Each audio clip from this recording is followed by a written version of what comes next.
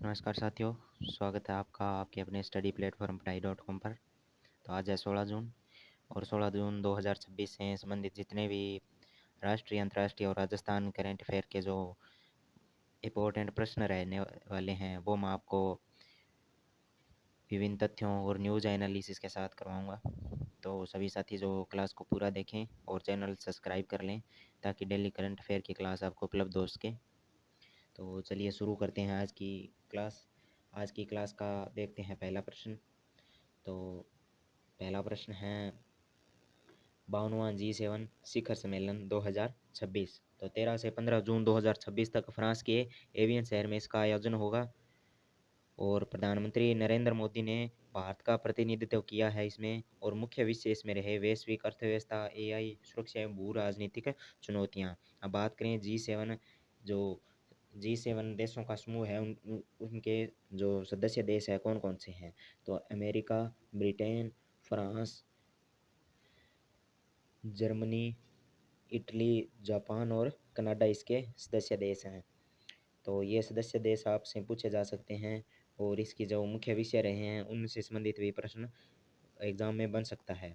अगले प्रश्न पर बात करें तो भारत इनोवेट्स 2026 भारत फ्रांस का संयुक्त कार्यक्रम फ्रांस के नाइस शहर में आयोजित होने वाला है। तो उद्घाटन इसका करेंगे नरेंद्र जो हमारे प्रधानमंत्री हैं नरेंद्र मोदी हैं और जो फ्रांस के जो राष्ट्रपति हैं इमैनुअल मैक्रो द्वारा किया जाएगा। उद्देश्य इसका डीप टेक, स्टार्टअप एवं नवाचार को बढ़ावा देना भारत इनोवेट्स 2026 का उद्देश्य रहेगा।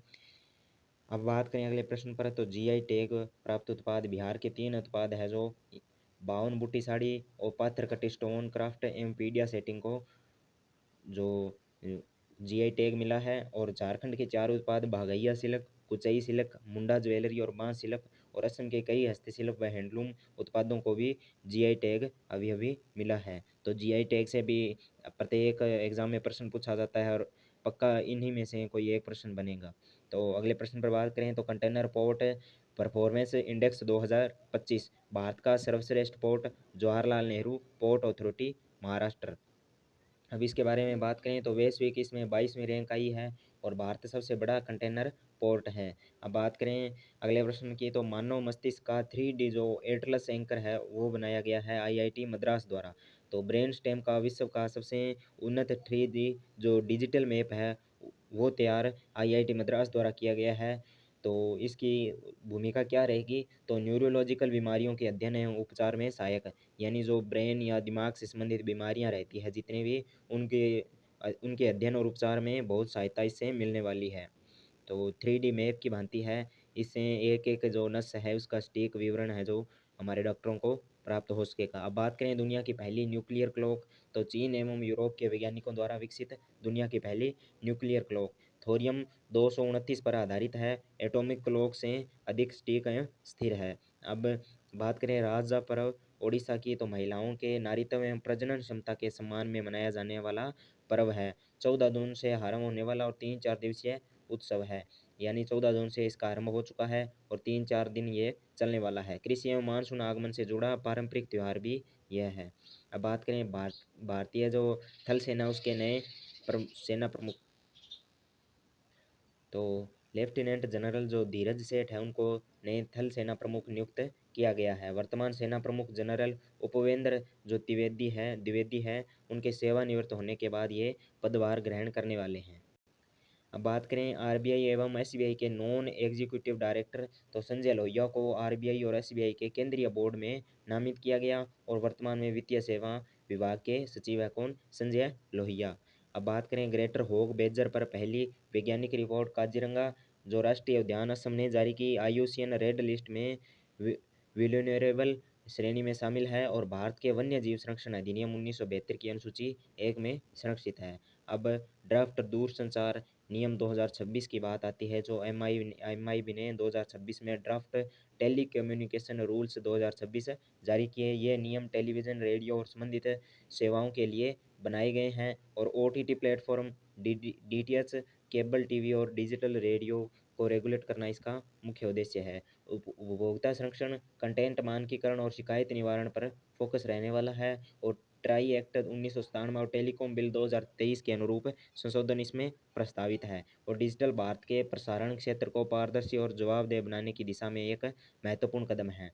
अब बात करें एंचोर मानव ब्रेन सिस्टम 3D एटलस, तो मद्रास ने एंचोर नामक विश्व का सबसे विस्तृत 3D ब्रेन सिस्टम एटलस जारी किया।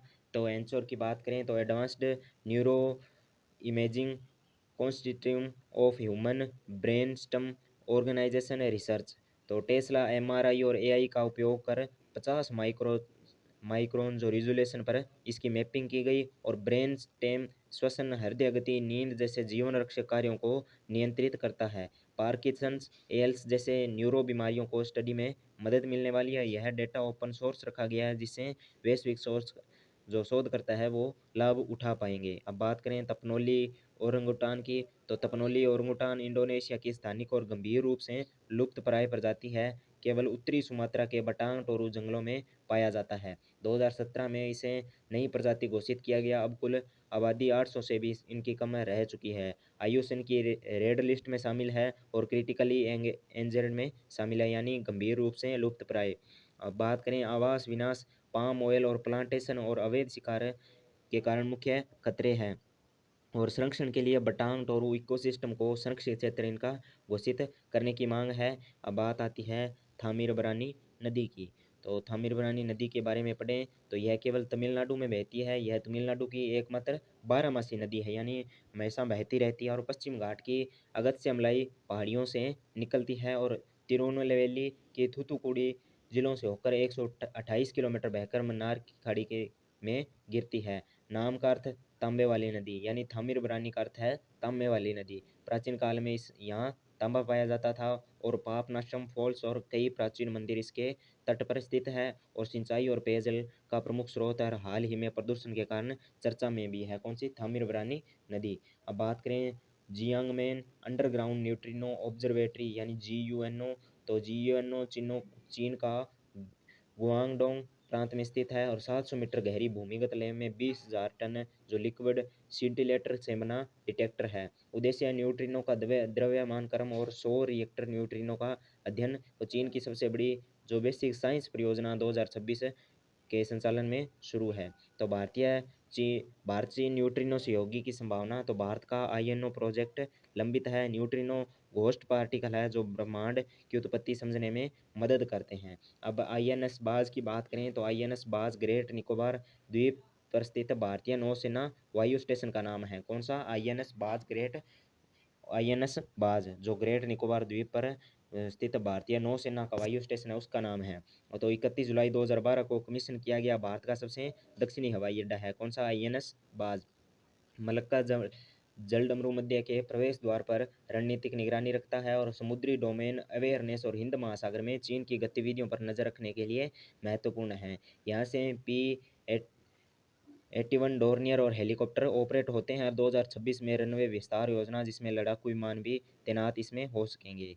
अब बात करें OAG डेटा घरेलू विमानन बाजार। OAG डेटा के अनुसार घरेलू विमानन में भारत की वैश्विक रैंक है तीसरी। अमेरिका और चीन के बाद भारत सबसे बड़ा घरेलू विमानन बाजार बना और मई 2026 में 101.45 करोड़ घरेलू यात्रियों ने हवाई यात्रा इसके तहत की और उड़ान योजना बढ़ती मध्यम वर्ग आय की कम लागत वाली एयरलाइंस इसका मुख्य कारण है। अब बात करें दिल्ली मुंबई दुनिया का तीसरा सबसे बड़ा जो सबसे व्यस्त घरेलू हवाई मार्ग है। कौन सा, दिल्ली मुंबई। 2040 तक भारत के पहले स्थान पर पहुंचने का अनुमान है। 2040 तक भारत है जो पहला स्थान इसमें प्राप्त कर लेगा।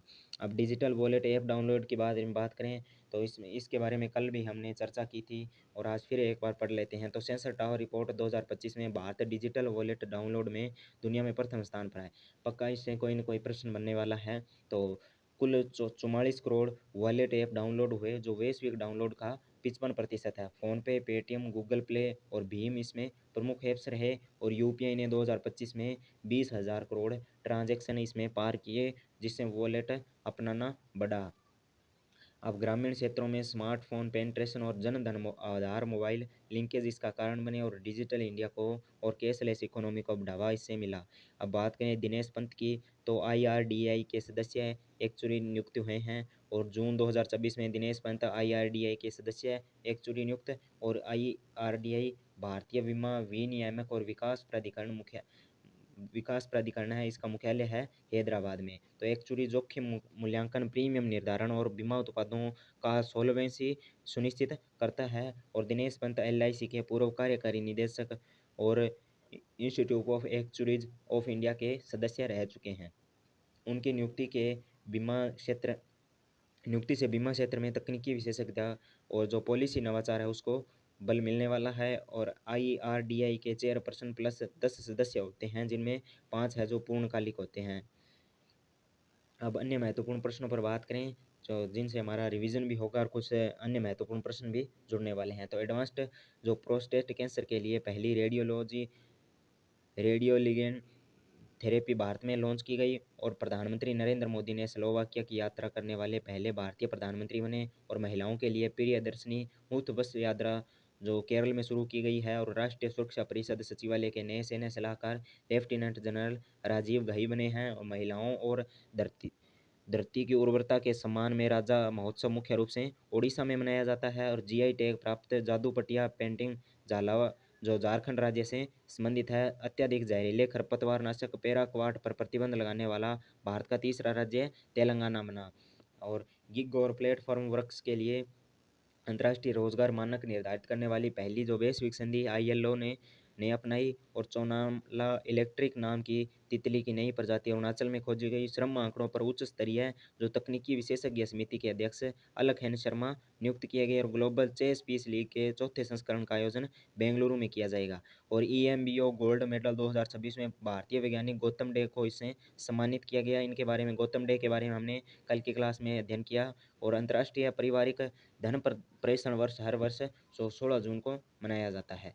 अब बात करें राजस्थान करंट अफेयर की, तो नर्मदा जो खेड़ा ब्यावर में दुनिया का पहला आरटीआई लिविंग म्यूजियम बनाया जाएगा। तो सूचना अधिकार कानून को लागू कराने हेतु 44 दिनों का ऐतिहासिक धरना यहीं हुआ था। नर्मदा खेड़ा में 1 एकड़ भूमि चयनित हुई है इसके लिए। आंदोलन के प्रणेता अरुणा राय और मजदूर किसान शक्ति संगठन एमकेएसएस।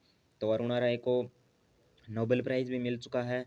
और निर्माण एवं संचालन स्कूल ऑफ डेमोक्रेसी लोकतंत्र की पाठशाला द्वारा किया जाएगा। अब बात करें अगले प्रश्न पर, तो जगतपुरा जयपुर में दुनिया का पहला मारवाड़ी फैसिलिटेशन सेंटर स्थापित किया जाएगा। और मारवाड़ी इंटरनेशनल फेडरेशन द्वारा स्थापित किया गया। नाम मारवाड़ी प्रवासी भवन। उद्देश्य देश विदेश के जो मारवाड़ी समुदाय को व्यापार निवेश और सांस्कृतिक जुड़ाव हेतु सुविधा देना उसका मुख्य उद्देश्य रहने वाला है। और जयपुर की युवा गोल्फर ओजिसी निसारस्वत इंडोनेशिया में आयोजित शिपुत्रा जूनियर वर्ल्ड चैंपियनशिप में बेस्ट प्रोमिसिंग प्लेयर वर्ग में रनरअप स्थान हासिल किया, यानी द्वितीय स्थान। और मई 2026 में जो IGO Eastern India ladies and junior girls golf championship भी इन्होंने जीती। अब राजस्थान की अंडर 12 जो आइस हॉकी टीम ने कांस्य पदक जीता है। तो राजस्थान के रेगिस्तान से उठकर इन्होंने ये राजस्थान को यह गौरव प्रदान किया है। तो देहरादून स्थित हिमाद्री आइस रिंक में आयोजित नेशनल अंडर जो 12 वर्षीय आइस आइस हॉकी चैंपियनशिप है उसमें राजस्थान की टीम ने कांस्य पदक जीता। और टीम की कप्तान हैं मोक्षित बिश्नोई। विकसित भारत गारंटी फॉर रोजगार एंड आजीविका मिशन ग्रामीण अधिनियम 2025 के बारे में बात करें तो लागू होने की तिथि 1 जुलाई 2026। उद्देश्य ग्रामीण परिवारों को 125 दिन तक जो अकुशल रोजगार की वैधानिक गारंटी तथा उत्पादक ग्रामीण परिसंपत्तियों का निर्माण कराना। विजन विकसित भारत जो 2047 के लक्ष्य के अनुरूप ग्रामीण विकास। पहले भुगतान 15 दिनों में होता था और अब सप्ताह यानी 7 दिनों के भीतर होगा। यानी 7 दिन काम पूर्ण होने पर उसका भुगतान खातों में हस्तांतरण कर दिया जाएगा। समय पर रोजगार नहीं मिलने पर बेरोजगारी भत्ता और मजदूरी भुगतान में देरी होने पर क्षतिपूर्ति का वैधानिक प्रावधान। और बुआई कटाई में जो व्यस्त सीजन है उसमें मजदूरों की उपस्थिति सुनिश्चित करने के लिए कुल 60 दिन का नो वर्क पीरियड रहेगा। यानी जो बुआई कटाई का समय रहता है उसमें 60 दिन की जो मनरेगा का अवकाश रहेगा। और जिन परिवारों के पास मनरेगा जॉब कार्ड नहीं है वे परिवार के किसी वयस्क सदस्य के माध्यम से ग्राम पंचायत में आवेदन कर सकते हैं। यानी जिनके पास जॉब कार्ड नहीं है वो भी इसके लिए आवेदन के लिए पात्र है। और आवेदन के लिए परिवार सदस्यों के नाम, आयु, पता और जानकारी देकर ग्रामीण रोजगार गारंटी कार्ड प्राप्त किया जा सकता है। और 125 दिनों की रोजगार कानूनी गारंटी और केंद्र सरकार का आवंटन इसके लिए 95,692 करोड़ रुपए दिया गया है। और राज्यों के अंश सहित कुल अनुमानित व्यय की बात करें तो 1.51 लाख करोड़ से अधिक। और राजस्थान केंद्र का अंतरिम आवंटन 7581 करोड़ से अधिक। और राज्य सरकार का अतिरिक्त प्रावधान 4000 करोड़ रुपए अतिरिक्त प्रावधान आवश्यकता अनुसार इसको बढ़ाया भी जा सकता है। कुल उपलब्ध राशि 11,581 करोड़ से अधिक। मानक लागत साझाकरण अनुपात केंद्र और राज्य में 60-40 का रहेगा और पूर्वोत्तर हिमालय राज्यों में 90-10 का अनुपात रहेगा। तो ये अनुपात दिए गए हैं, ये बहुत महत्वपूर्ण है, पहले भी कई परीक्षाओं में पूछे जा सके हैं। तो बिना विधायिका वाले केंद्र जो शासित प्रदेश हैं उनमें 100% केंद्रीय वित्त पोषण यानी केंद्र सरकार द्वारा वहन किया जाना है। अब बात करें अखिल भारतीय युवा कलाकार प्रदर्शनी उद्घाटनकर्ता जो हमारे मुख्य निर्वाचक आयुक्त हैं कौन? राजेश्वर जी सिंह। राजेश्वर सिंह। यह प्रदर्शन युवा कलाकारों को राष्ट्रीय मंच प्रदान करने के लिए आयोजित की जाती है। कार्यक्रम का मुख्य प्रमुख गतिविधियों में प्रदर्शनी कैटलॉग का विमोचन किया और अखिल भारतीय जो युवा कलाकार पुरस्कार 2026 का वितरण इसी मंच से हुआ। और प्रथम पुरस्कार लक्की जायसवाल इंदौर को दिया गया। द्वितीय पुरस्कार की बात करें तो धीरज बलिहारा हनुमानगढ़ को मिला, ये इंपॉर्टेंट है। द्वितीय पुरस्कार हमारी जो राजस्थान की परीक्षा है उसमें पूछा जा सकता है भी द्वितीय पुरस्कार जो युवा जो प्रदर्शनी है उसमें किसे दिया गया, तो धीरज बलिहारा कहाँ से बिलोंग करते हैं? हनुमानगढ़ से। तो देश या देश भर में उभरते कलाकारों को प्रतिभा की पहचान देना और कला क्षेत्र में युवाओं को प्रोत्साहित करना। अब इकोनॉमी ओवरव्यू ऑफ राजस्थान पुस्तक का विमोचन हुआ है। तो जो डिप्टी सीएम है हमारे कौन? दिव्या जी। तो जो डिप्टी सीएम हैं दिया कुमारी जी ने श्री कृष्ण शर्मा द्वारा लिखित इकोनॉमी ओवरव्यू ऑफ राजस्थान पुस्तक का विमोचन किया। यह पुस्तक राजस्थान की आर्थिक स्थिति, विकास योजनाओं और भविष्य की संभावनाओं पर केंद्रित है। राज्य के जो बजट, राजस्व, कृषि, उद्योग और सेवा क्षेत्र से आंकड़ों का विश्लेषण इसमें शामिल है और नीति निर्माताओं, शोधार्थियों और छात्रों के लिए उपयोगी संदर्भ सामग्री है। और राजस्थान ग्रामीण सेवा शिविर में 22 विभागों व शहरी जो सेवा शिविर है उसमें 10 विभागों की समस्या का समाधान किया जाना है। और एक ही छत के नीचे जन सुनवाई और त्वरित निस्तारण का मॉडल है। अब बात करें वायुसेना एंटानोवा 32 की दुर्घटना। असम के लोहारवट जो जोरहाट एयरपोर्ट स्टेशन पर भारतीय वायुसेना के एंटानोव 32 परिवहन विमान जो दुर्घटनाग्रस्त हुआ। इस हादसे में डीडवाना कुचामन के वायुसेना के अग्निवीर खेमाराम जी कुमावत है वो शहीद हो गए। तो बड़ी दुखद घटना है। बात करें जो हमारे वायुसेना के अग्निवीर है खेमाराम जी कुमावत, उनकी शहीदी को नमन है भाई। तो एंटानोव 32 भारतीय वायुसेना के प्रमुख मध्यम परिवहन विमान हैं। दुर्घटना कारणों की जांच के लिए कोर्ट ऑफ इंक्वायरी के आदेश किए गए हैं। और पूर्वोत्तर में सैन्य लॉजिस्टिक्स के लिए विमान महत्वपूर्ण भूमिका निभाता है और शहीद को सैन्य सम्मान के साथ अंतिम विदाई दी गई। अब राजस्थान पत्रिका का अमृतम जलम अभियान के बात करें तो अमृतम जलम अभियान 21वें वर्ष में प्रवेश और राजस्थान, मध्य प्रदेश और छत्तीसगढ़ में वर्तमान में चल रहा है। इस अभियान का नाम पूछ लिया गया था पिछली बार जो ईओआरओ की परीक्षा हुई थी, ईओआरओ की 2023 में परीक्षा हुई थी उसमें इसके ये अमृतम जलम अभियान का नाम देकर पूछ लिया था किसके द्वारा चलाया गया है, तो राजस्थान पत्रिका द्वारा। तो इसके बारे में बात करें तो जल संरक्षण और जल संचयन जन आंदोलन बनाने का लक्ष्य। वर्षा जल संग्रहण, तालाब गहरीकरण, बावड़ी संरक्षण जैसे कार्य किए जाते हैं। और संकुलों पंचायत जो स्कूल, पंचायत और स्वयंसेवी संगठनों की भागीदारी और जागरूकता रहती है। और भूजल स्तर सुधारने में उपयोगी और मीडिया के माध्यम से सामाजिक सरोकार इसका बड़ा उदाहरण। अब राष्ट्रीय कृषि ई बाजार ई नेम में राजस्थान, तो ई नेम प्लेटफॉर्म कृषि व्यापार में राजस्थान देश में प्रथम स्थान पर है। ई नेम राष्ट्रीय कृषि बाजार है जो एपीएमसी मंडियों को ऑनलाइन जोड़ता है। किसानों को देश भर में बेहतर मूल्य और पारदर्शी बोली की सुविधा मिलती है। और राजस्थान की 144 मंडियां ई नेम से जुड़ी है जो सर्वाधिक है। 2025-26 में राज्य ने 50,000 करोड़ से अधिक डिजिटल व्यापार किया। और डिजिटल भुगतान, गुणवत्ता और लॉजिस्टिक्स जो एकीकरण है उसमें किसानों की आय बढ़ी। अब बात आती है सूजस प्रश्नोत्तरी की, तो शेखावटी हवेली संरक्षण योजना के तहत मुख्य रूप से जो झुंझुनू, चूरू और सीकर की हवेलियां हैं उनको पर्यटन इकाई के रूप में चिन्हित किया गया। और प्रधानमंत्री पोषण योजना क्रियान्वयन में राजस्थान लगातार 2 वर्षों में देश में प्रथम स्थान पर रहा है। और देश में रेल आधारित लॉजिस्टिक्स की सुदृढ़ करने वाली वेस्टर्न डेडिकेटेड फ्रेट कॉरिडोर का विस्तार जेएनटीपीटी से दादरी स्टेशन के बीच होने वाला है और राज्य सरकार द्वारा प्रदेश की प्रत्येक ग्राम पंचायत मुख्यालय पर ग्रामीण सेवा शिविर 2026 का आयोजन 12 से 15 जुलाई 2026 तक है। अब बात करें पंचगौरव योजना में एक जिला एक उपज के तहत सिरोही की उपज तो सौंफ है। अब आज का प्रश्न रहने वाला है, ये मेहंदी है, वो किस जिले की एक जिला एक उपज के तहत मुख्य उपज है? तो कमेंट बॉक्स में ज़रूर कमेंट करें। अब बात आती है प्रमुख न्यूज़ एनालिसिस की।